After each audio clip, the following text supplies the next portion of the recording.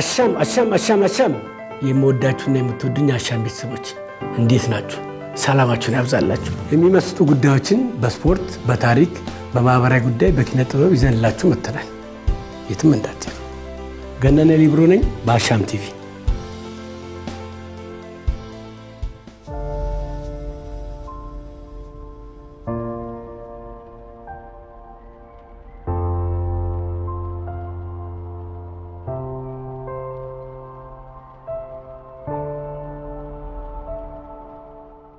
አሻም የምወዳችሁ የምትወዱኝ አሻም ቤተሰቦች እንዴት ናችሁ?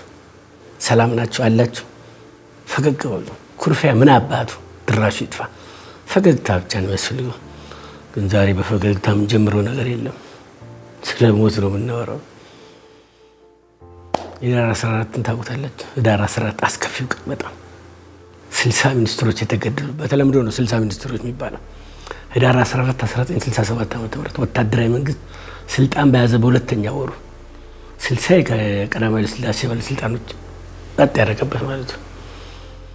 ነገራችን ላይ እጄ የለበትም እዛ ውስጥ አለበት እንዳትኔ ላወራ ነው የመጣሁት እንጂ ምንም እጄ የለበትም እዛ ውስጥ ማለት ነው። አንድ ጥያቄ ልጠይቃችሁ እስቲ። ብዙ ሰው ደርግን የሚቃወመው ያለምንም ደም ብሎ እንዴት ደም ያፈሳል የሚል ነው።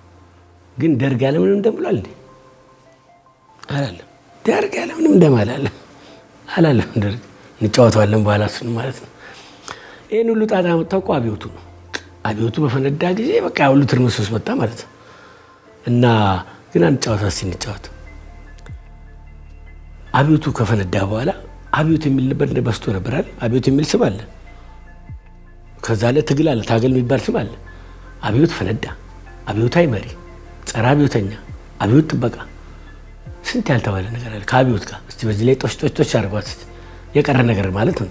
እና አብዮቱ ከመጣ በኋላ እንግዲህ ተማሪ ነው በጣም እንትን ያደርገው እንቅስቃሴ መጀመሪያው ደርግም ገባበት ማለት ነው። ምን ይባላል መሰላችሁ? ተማሪ አቦካው፣ ወዛደር ጋገረው፣ ወታደሩ በላው ተባለ። ተማሪ አይደለም ያንዱ እንትን ያደርገው። ከዛ በኋላ ሰራተኛ ስራ ማቆም አድማ ተደረገ። ያው ንጉሱ የሚወርዱት እኮ ወታደር አወርድና ስልጣን ላይ ቁጭ አለ ማለት ነው። እንደዚህ ነው እንግዲህ ያኔ ጨዋታ የተጀመረው ማለት ነው። እና በዛን ጊዜ እንግዲህ በጣም ብዙ ትርምስምስ መጥቶ ነበር። በኢትዮጵያ በታሪኳ በ6 ወር 3 ጠቅላይ ሚኒስትር ቀየረች። አክሊሉ ሀብተወልድ ለቀቁ፣ እንዳልካቸው መጣ። በነገራችን ላይ እኮ ጀነራል አብይ አበበ ነበሩ ጠቅላይ ሚኒስትር የተባሉት።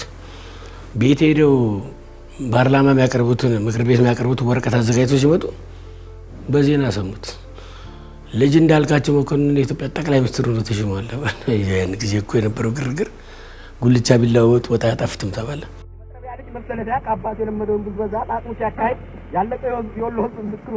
እና እሳቸውም ስልጣን ላይ በነበሩ ጊዜ እንዳልካቸው ያው አላሰራ ብሎኛል ብሎ ሌሎች ሚኒስትሮችም እኮ ታሰሩ፣ ወስዶ በሙሉ አሰሯቸው። ግን እሳቸውም ተመልሰው ገቡ፣ ሌሎቹ ታስሩ ማለት ነው። ያሳሰሯቸው ሰዎች ጋር ተደባለቁ ሄደው። ሐምሌ 15 ቀን ደግሞ ልጅ ሚካኤል ምሩ ጠቅላይ ሚኒስትር ሆኖ ተሾሙ። መስከረም 2 ቀን ነገር ሁሉ አበቃ ማለት ነው። 3 ጠቅላይ ሚኒስትር ኢትዮጵያ በታሪኳ የተቀየረችበት ጊዜ ማለት ነው።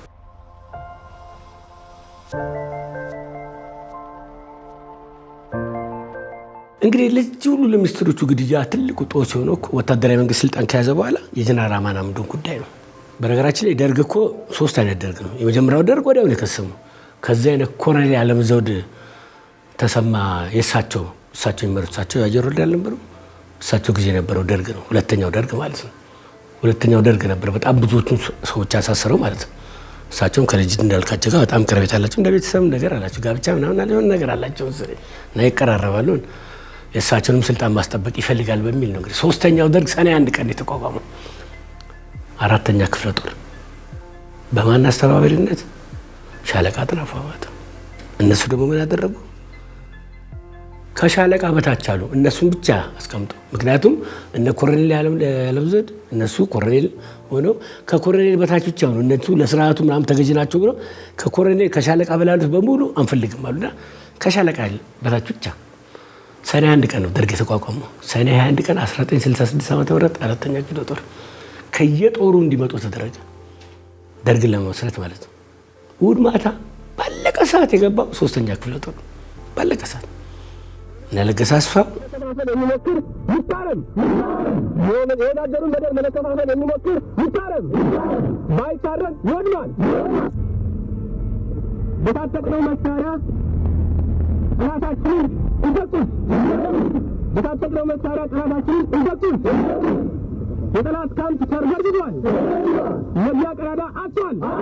ለዚያ ቀዳዳ እናታቸው ለዚያ ቀዳዳ እናታቸው ከዚህ ቀይ ባህር ውስጥ እንፈተው። ወዳደሩ ድግግሩ ተብረት ተደከረ ለሻለቃ መንግስቱ ኃይለማርያም ባለቀ ሰዓት ነው የገቡት። አያችሁ ጨዋታው ባለቀ ሰዓት የገባው ሊቀመንበር ሆነ እና ደርግ በሚመሰረትበት ሰዓት እንግዲህ ምርጫ ምናምን ተደረገ። ያው እንግዲህ ሻለቃ መንግስቱ ኃይለማርያም ተነስቶ በቃ እንዴ ታታታታ ተሰረቁት እሳቸው ነው ይላል። ሊቀመንበር እሳቸው ነው ለደርጉ ምክትል አጥናፉ አባተ ገብረየሱ አልዳና እንግዲህ አብረው ከ3 ክፍለ ጦር ነው የመጡት። ያው ሻለቃ መንግስቱ ኃይለማርያም በጣም ስለሚቀራሩ እሳቸውን ጻፊ አደረጓቸው። ያው ከዛ በኋላ እንግዲህ ሻለቃ መንግስቱ ኃይለማርያም ተነሱ። መረጣችሁኝ አይደለ በቃ ብላክቦርዱ ላይ ኢትዮጵያ ትቅደም ብለው ጻፉ በትልቁ። ብዙዎቹ ያው እንደምታምኑት ኢትዮጵያ ትቅደም የሚለውን ሻለቃ መንግስቱ ኃይለማርያም ነው ብላክቦርድ ላይ ጽፎ ያስተዋወቁት ይባላል። እሳቸው አይደለም ያስተዋወቁት። እንደውም እሳቸው 4ኛ ሰው ናቸው። የመጀመሪያ ኢትዮጵያ ትቅደም ነው ከበደ አኒሳ ይባላል። ጋዜጠኛ ነው። አሜሪካ ሀገር ለኮርስ ሄዶ ሲመለስ ያችን ነገር አይቷል መሰለኝ መጥቶ ኢትዮጵያ ትቅደም ጃኖ ራሱ እኮ ጠርቷል። ምን ለማለት ፈልገ ነው?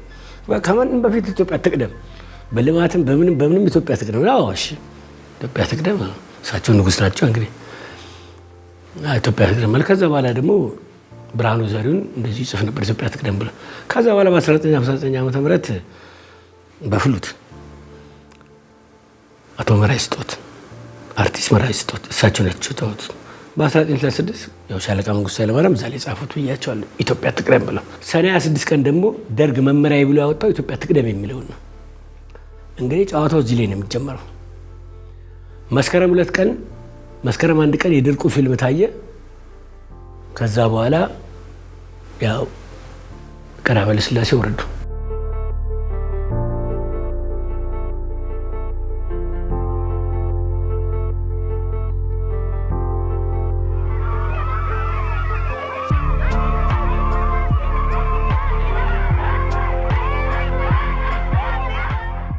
አንድ 125ኛው 225ኛው ንጉስ ነበሩ።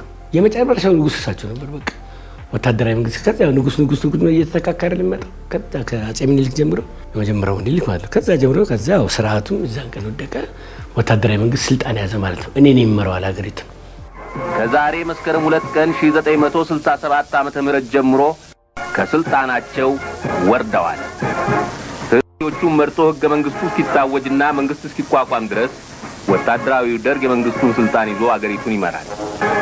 ይህ አዋጅ ኢትዮጵያ ትቅደም የሚቃወም አድማ የሚያደርግ ማዊ ሰልፍና ስብሰባ የማድረግ በጠቅላላው የህዝቡን ክልክል ነው። ግን ማንም ሰው ያውቃቸው ማንም ሰው ደርግ የተባሉት አንድ ቦታ እኮ ናቸው። ደርግ የተባሉት ማንም ሰው ያውቃቸው። ስለዚህ ምን አደረጉ? እኛ ማንም ሰው ያውቃል። ስለዚህ የሚታወቅ ሰው እንፈልጋለን። አማናንዱ በጣም ይታወቃሉ። ጀነራል አማናንዱ እንግዲህ ከሻለቃ በታች ነው ብያቸው ሌላ እንዳስገባም ብሏል። ጀነራል አማናንዱም እንደ ኮፍያ ያደረጓቸው ይላችሁ ጣል አደረጉ።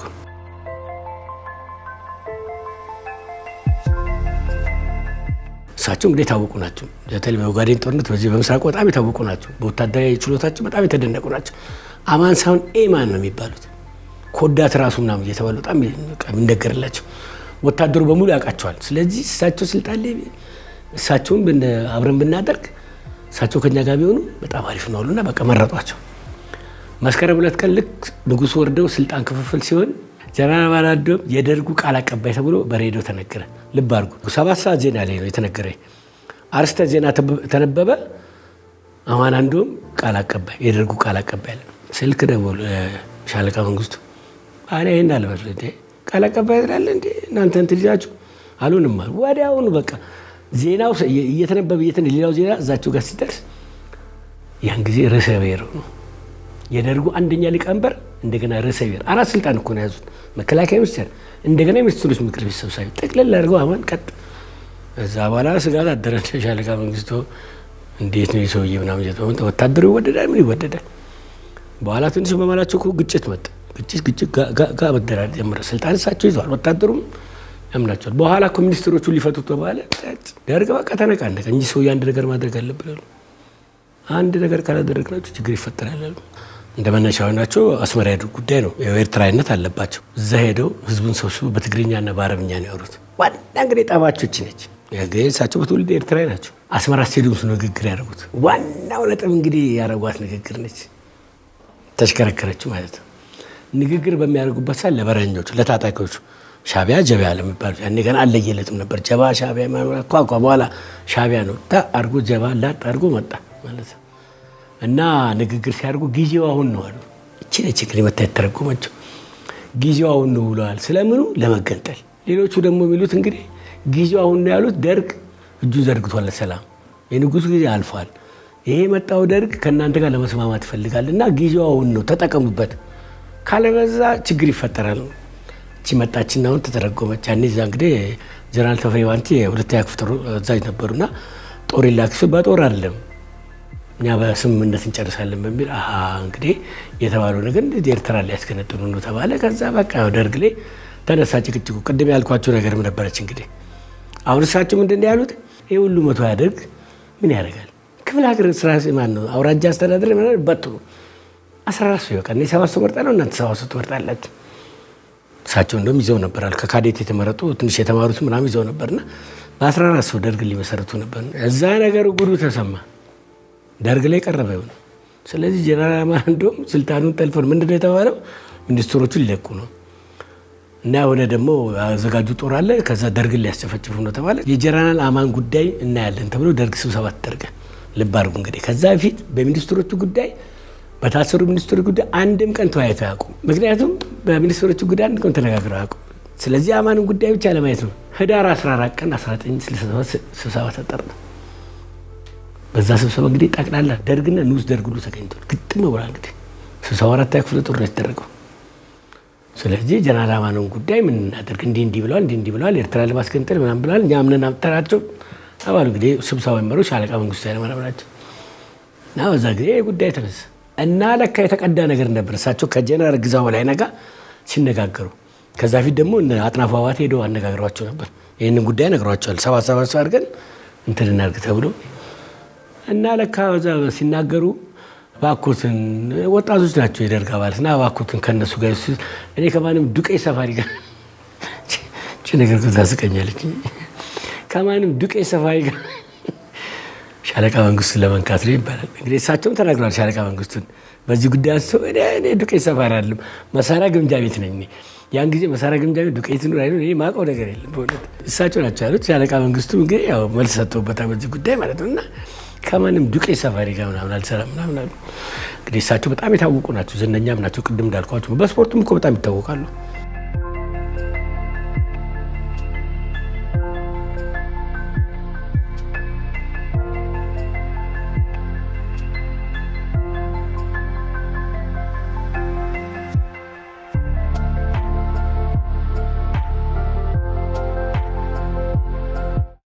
ጀነራል ማንዱ በስፖርቱ በጣም ይታወቃሉ የአፍሪካ እግር ኳስ ፌዴሬሽን እኮ በ1949 ሲመሰረት ኢትዮጵያን ወክሎ ሄዶ ስብሰባ ላይ ተሳትፏል እሳቸው ሻለቃ ገበየሁ ዱቤና ይድረቃቸው ተሰማ ግን እኔ በኢትዮጵያ እግር ኳስ ፌዴሬሽን በኩል አንድም መረጃ አግኝቼ አላውቅም አልነበሩም ነው የሚሉት የካፍ 50ኛ ዓመት መጽሔት ካፍ 50ኛ ዓመቱን ሲገበር መጽሔት ሊያወጡ ነው ስለመሰረታው ሲያወራ ኢትዮጵያን የወከሉት 3 ሰዎች ናቸው ብሎ እነኚህ ሰዎች ያስቀምጣል አማን አንዱም ስሙ አለ ማየት ይችላልላችሁ እንደውም ሁለተኛው አምበል የብሔራዊ ቡድን ሁለተኛው አምበል ከበደ መታፈሪያም ነግረው ነበር ይሄን ነገር አማን እንደነበሩ ማለት ነው እንደውም መስከረም 14 ቀን እሳቸውን ጠርተዋቸው ነው እሳቸውና አመለወርቅ ተክለዜናን ጠርተዋቸው ነበር ቢሮአቸው ድረስ መቻልን ያቋቋሙት እሳቸው ናቸው አማን አንዱም ናቸው ጥር 13 1938 ዓመተ ምህረት ነው መቻል ያቋቋሙ የጊዮርጊስ እኮ ተጫዋች ነበሩ እሳቸው ኃይለኛ ተጫዋች አማን አንዱም ከዛ ከጊዮርጊስ ለቀው ጊዮርጊስን አፍርሰው ነው የሚባለው 9 ወታደሮች ይዘውባቸው ጊዮርጊስን ባዶ ና መቻል እናቋቋም መቻል ከዘማን ይቻለው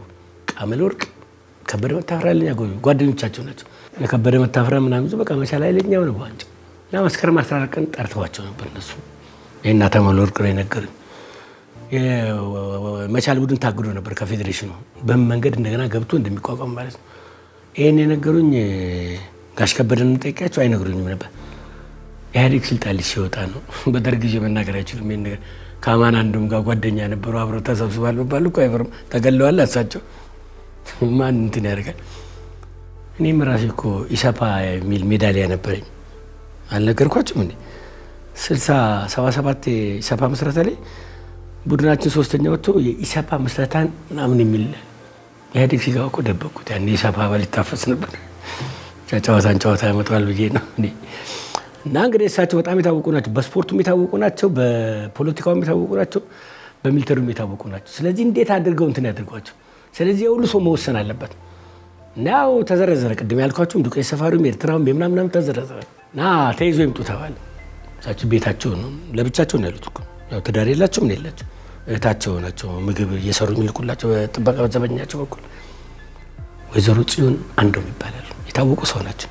እኔ በጣም ማደንቃቸው አንድም ቀን የውጭ ልብስ ለብሰው ያውቁም። ሁሌም ያበሻ ልብስ ለብሰው የሆነ ጊዜ አበቻ ባንክ አካባቢያቸው አሉ ጽዮን አንድም ቅርንጫፍ የሚል በቃ ፈገግታቸው ምናምን ነገር በቃ የታወቁ ናቸው። ግን እሳቸው እኮ ወንድማቸው ጉዳይ ታስረዋል እስር ቤት። እንደውም እሳቸው ሲያወሩ እንደሰማሁት መንግስቱ ኃይለማርያም ቤታቸው እንዲመጣና በጣም ቤተሰብ እንደሆነ ነው የሚናገሩት።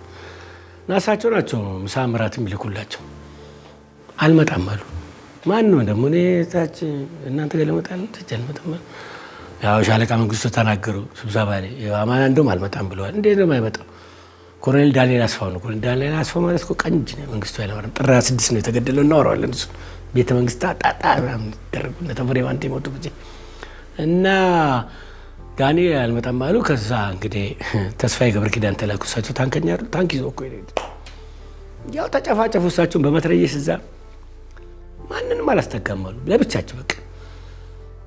እና እንግዲህ አሁን እዚህ ላይ እውነቱ አልታወቀም። ተገለዋል ነው የሚባለው፣ ራሳቸውን ገለዋል ነው የሚባለው። አንዳንዶቹ ራሳቸውን ገለዋል ከነማረጋቸው ከነምናቸው ለብሰው ነው ቅቅ ብለው በቃ ታንክ በቃ በላያቸው ቤታቸው ጦር ኃይሎች አካባቢ ጦር ኃይሎች ሆስፒታል የያዘውና ለመግባትም ማመቻ አይደል በመትረየስ ምናምን ነገር በቃ አሁን እንደውም በቃ አልተቻሉም በቃ እና ጀነራል አማን ተገደሉ። ይልባሩ እንግዲህ ይሄ ጦስ ነው እንግዲህ ሚኒስትሮችን የበላው። ከዛ እንግዲህ አማን አንዱ የሚመጣሉ ተብሎ ሲጠበቅ ወታደሩ ዛቆች ሁሉ ምንድነው አንድ አማን ምንድነው አማን እሱን አንዴ እንጨርሰዋለን። እዚህ የታሰሩት ሚኒስትሮችን እነሱ ምንድነው ይሄ ወሎን ህዝብ አጨርሰው አሁን ነው ፈተሻለኛ ዶሮ ወጥ እየገባ ዶሮ እየሸተተ እነዚህ ሰው ሁሉ ጨርሰው እንዴት ነው እንደዚህ የሚሆኑት? እና አንድ ወስነን ነው የምንወጣው ነው አሉ። ግን የተዘጋጀ ነገር ነው አሉ። እንደዛ ይደረጋው። ስለዚህ ገደሉ እርምጃ ወሰድባቸው። እርምጃ ወሰድባቸው። ልብ አድርጎ አጣሪ ኮሚሽን ተቋቁሟል እኮ። አጣሪ ኮሚሽን ተቋቁሞ አጣሪ ኮሚሽኑ እየመረመረ ነው። ህዳር 14 ቀን እንግዲህ የአማን ጉዳይ ካለቀ በኋላ ይሄ አማን ስብሰባ ባይኖር እኮ እነኚህ ሚኒስትሮች አይገደሉ የሚባል ስብሰባ ላይ እንግዲህ አታለቀር ተነሳ።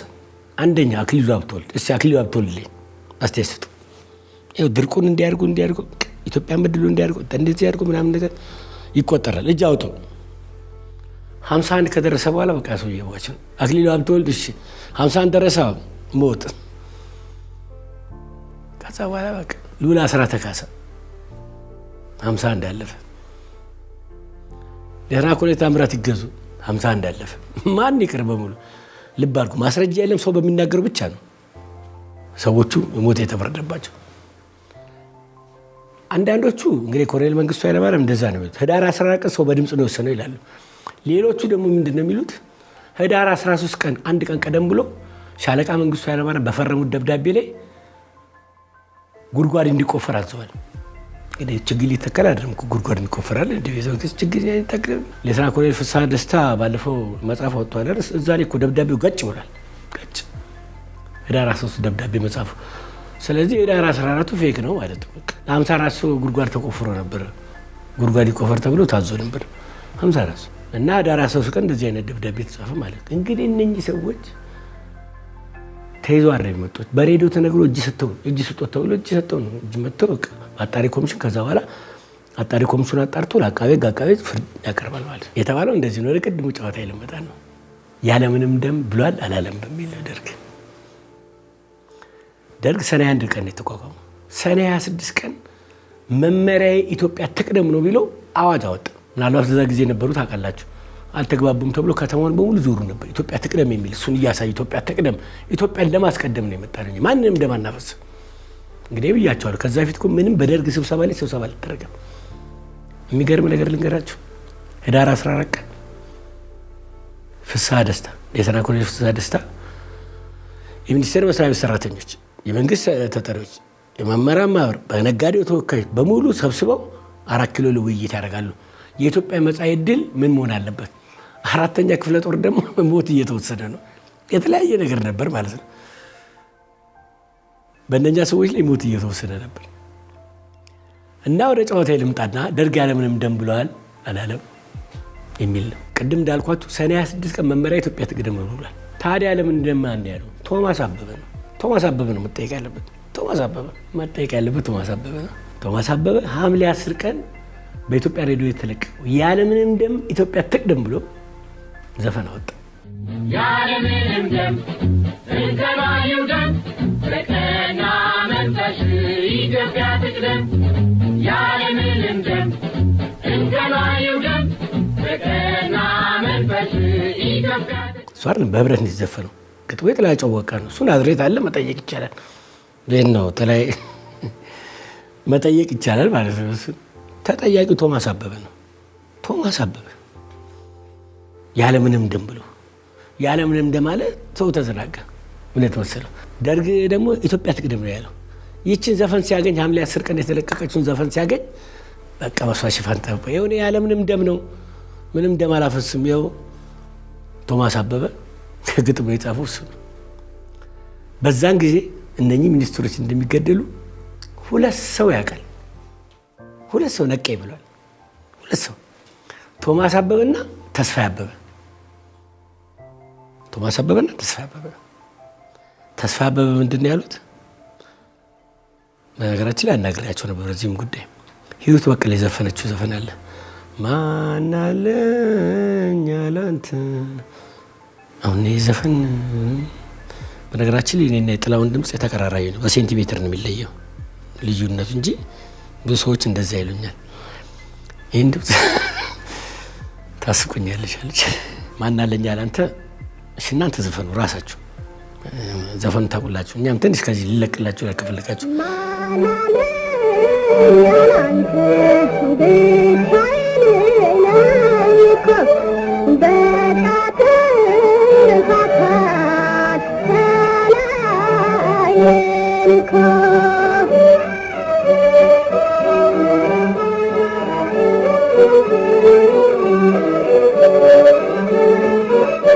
ማን አለኝ ያላንተ ብቻዬን እንጂ እኮ በቃ ተለያየን ተረሳሳን እኮ። ይሄው እንግዲህ ይሄ ዘፈን ወጣ ቀድሞ 2 ወር ነው በሸክላ ታተመ ነው።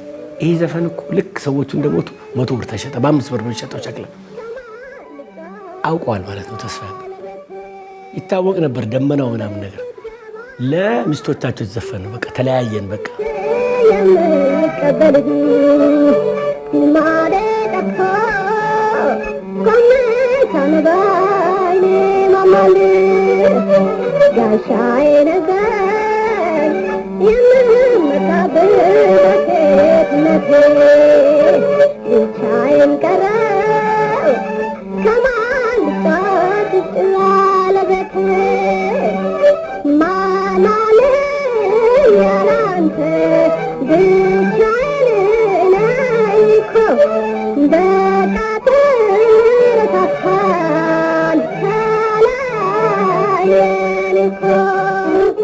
ይኸው ሞት እንደሚመጣ ይታወቃል ማለት ነው። ቶማስ አበበ ደግሞ ምንድን ያደረገው? ያለምንም ደም ኢትዮጵያ ትቅደም አለ። እሺ የቶማስን ጉዳይ ምን እናድርገው? አዘናጋን ወይንስ ደግሞ እንድንጠነቀቅ እያደረግን? በእኔ በኩል ግን እንድንጠነቀቅ እያደረግን ነው። ያለምንም ደም ሊያፈስ ነው። ምን ደም ምን አስገባት እዚህ ውስጥ? ለምንድን ነው ደም ያስገባ? እንደሚያፈስ አውቋል ማለት። በነገራችን ላይ እሱንም ጋማ እኮ ብሎ ከተቱት። በዚህ ጉዳይ አይደለም አይለኛ ግጥም ሳንሱር ሰጥቶ ሲታይ ና ዘፈነ ደርሶልሃል አሉት። ግጥም ውሰድ አሉት። አልፏል አሉት። ሲመጣ ጋማ ብሎ 2 ዓመት ምናምን ደርግ ያሰረው ከባድ እንደሆነ አወቁ። ቀድሞ ነቅቶባቸዋል እሱ ቶማስ አበበ። ግን ያለምንም ደም ደርግ አላለም። ቶማስ አበበ ነው። እና 2 ሰዎች ናቸው የነቁት በኔ እይታ ማለት ነው። 2 ሰዎች ተስፋ አበበና ቶማስ አበበ ነው የነቁት። በነገራችን ላይ ቶማስ አበበና ተስፋ አበበ ወንድማማቾች ናቸው። ውሸቴን ወንድማማቾች አይደል? በቃ አበበ ሲገጥም እንትን አድርገ ነው። ግን የሙያ ወንድማማቾች ናቸው። የሁለቱም እንግዲህ ቅድም ያደረጉት ነገር አላያችሁ? በእርግጥ የሰራዊቱ ቤት የነበሩ ናቸው። ተስፋ አበበ ፖሊስ ሰራዊት፣ ቶማስ አበበ ደግሞ ምድር ጦር ማለት ነው። ዘፋኝም እኮ ነው። አንዱን እንደመያዝ አይታና ታዝባ ለዘረጋ ሁሉ አለቃ ተቀልባ የሚል ዘፈን አለ። አሪፍ ዘፈን ቶማስ አበበ። ዘፈንም ግጥም ደራሲ ነው። ኃይለኛ እንትን ነው፣ ከትካች ነው። ግጥሞቹ ወይራ ናቸው በጣም እዛም የታወቁ ናቸው። ያው ተስፋዬ አበበ ደግሞ እንግዲህ ከዚህ በፊትም እኮ አትበሳጭ ወደ የሚል ዘፈን አለማየሁ እሸቴ ዘፍኖ ነበር። ያ እሳቸው እንግዲህ ህዝብ አይና ጆሮ ናቸው። በቃ ከህዝብ ያገኙትን በቃ ችግሩ እንደዚህ አድርገው ነው እንደሚያደርጉት። ታስሯል እኮ ተስፋዬ አበበ አትበሳጭ ወደ የሚል ዘፈን ጥላውን ገሰሰ እንትን ብሎ ያ ወታደሩ የሚያነሳሳ ነው። ያኔ ወታደሩ ደሞዝ አንሶታል እና አትበሳጭ ወደ የሚል በቃ እንትን አደረገና ይሄ ዘፈን መስከረም 1 ቀን ነበር እንዲቀርብ የተፈለገው ወድቋል። ሳንሱር ጥሎት እንደዚህማ እንዴት አይሆንም ርዕሱ ምናምን እንዳይሆን እሳቸው ፈልገዋል። ወታደሩ በጣም ደሞዝ በጣም ትንሽ ነውና በጣም በሳጭ ነበር ወታደሩ እና ምንድነው ያደረጉት እሳቸው አለማየሁ እሸቴ ጠሩት። ይህ ዘፈን ተከልክሏል። እዛ ተከልክሏል። መስከረም 17 ቀን በየአመቱ ለሰራዊቱ እነኚህ ባንዶች ያቀርባሉ። መስከረም 17 ቀን አዲስ አበባ ሄደው የሚያቀርቡት ያ መስከረም 1 ቀን የዘመን መለወጫ ብሔራዊ ቲያትር ነው የሚቀርበው ወይ ልደታ አዳራሽ። ይሄኛው ግን መስከረም 1 ቀን እዚህ ነው የሚቀርበው። መስከረም 17 ቀን አዲስ አበባ ሄደው ይቀርባል። ቀርብና በቃ ለወታደር ብቻ ነው የሚቀርበው። እዛ ላይ በቃ አለማየሁ ትዘፍናለህ? ምን ችግር አለው? ዘፍናለሁ። አለማየሁ እኮ እንዲህ አይነት ነገር እንትን ነው። ለምሳሌ አማሃ ተወዳጅ አማሃ እሸቴ ሸክላ መጀመሪያ ጊዜ አማሃ እሸቴ እኮ ነው የአማርኛ ሙዚቃን ተከልክሎ ነበር። ሀገር ፍቅር በቁጥጥር ስር አድርገውት ነበር። ዘፋኞች ቢጠየቁ እምቢ አሉ። አንዘፍንም እንዲህ ያሳስራል እንዲህ ያስገድላል። አለማየሁን ዘፈናለሁ እኔ ያው ዘፍናለሁ። የመጀመሪያው ሸክላ እኮ አለማየሁ ነው ያወጣው። በጀርባው ታራ የሚል አለ ትማርኪያለሽ ደግሞ እዚህ ያለ ብታሰርም ብሎ አለማየሁ አወጣ። ያው ለዛ ዘፋኝ በሙሉ ሸክላ እየሸጠ ሀብታም ሆነ። ግን የጀመረው አለማየሁ ነው። እዚህም እኮ ፋዘር ተስፋዬ አበበ ክብር ዶክተር ተስፋዬ አበበ እኛ ፋዘር ነው የምንላቸው በሙያቸው ነው ደግሞ የተሰጣቸው ማለት ነው። ያንሰባቸዋል ደግሞ እንደውም እና አለማየሁን ጠሩትና ይሄ ነገር አለ እንዳትዘፍናለህ በጣም ከባድ ነው አሉት። ዘፍናለሁ አለ። ስቴዲየም ዘፈነ። በቃ ወጣቱ ኮፍያውን እያወጣ እያውለበለበ በቃ እዛ አዛዣቸው ጀነራሉ ተስፋዬ ማረጌን አስቆረጥ ካሉት ከወጣቱ ተንጫጫ። ደህንነት መጥቶ በቃ ይዞ ጋማ በጂፕ ይዟቸው ሄደ እስር ቤት። እሳቸው 50 ሜትርም እንኳን እንተናለን በቃ ይደገም እየተባለ እሳቸው እስር ቤት እስኪገቡ ድረስ 4 ጊዜ ተደገመ ቢስ እየተባለ ታሰሩ። ደሞዛቸው ተቆረጠ። እንግዲህ ትብብር አለ ያኔ ሰራዊቱ የተነሱ ክፍል የፖሊስ ሙዚቃ ክፍል ምንድነው ስራ እንስራበት እንጂ ልቀቋቸዋል። ስራ እኮ ነው የሰራ ነው። ደሞዛቸው ተቆረጠ። ያው ደሞዛቸውን እነሱ አዋጥተው ሰጧቸው። ይሄም ምን እንደሚያስደርጋቸው እኮ ያደርጋሉ። ማን አለኛል አንተ ብቻዬን ነኝ እኮ ተለያየን እኮ በቃ ተወራ በቃ ሻክላው አንዴ በጣም ወደ ተሸጠ ማለት እና እንግዲህ ቅድም እንዳልኳችሁ ያለምን ደም ደርግ አላለም ቶማስ ነው ያለው። ቶማስ ደግሞ ተጠንቀቁ ነው ያለው። ያለምን ደም ሲል እንዳታፈስ ልታፈስ እንደውን ገብቶኛል ነው።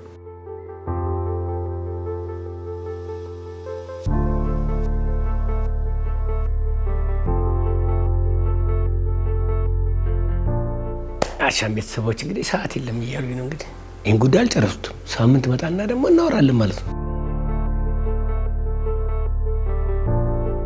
እና ጀነራል አብርሃም ደግሞ ተገደሉ።